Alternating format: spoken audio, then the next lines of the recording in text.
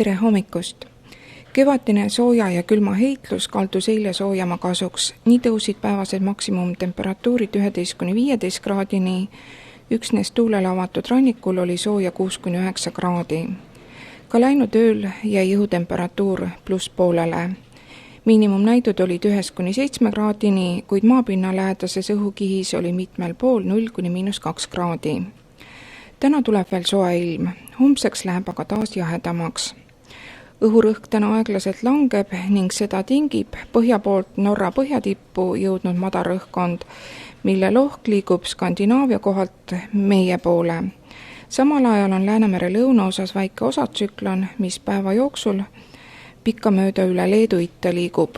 Nii peaksid olulisemad sajupilved jääma täna Soome ja lõunapoolsed vihmapilved liiguvad mere lõunaosas Leedu kohale.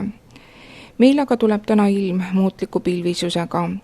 Pärastlõunaks võib mõnest pilvest kohati vihma tulla, kuid prognoositavad sajuhulgad on väikesed. Puhub lõunakaare tuul 2–8 meetrit sekundis. Õhtul pöördub tuul saartel läände ja loodesse. Sooja tuleb 12–17 kraadi, vaid rannikul on siis kohati 6–8 kraadi. Ja lõpetuseks suhteline õhuniiskus oli Tallinnas 42% ja baromeeter näitas kella 8 ajal 764 millimeetrit. Õhurõhk aeglaselt täna langeb.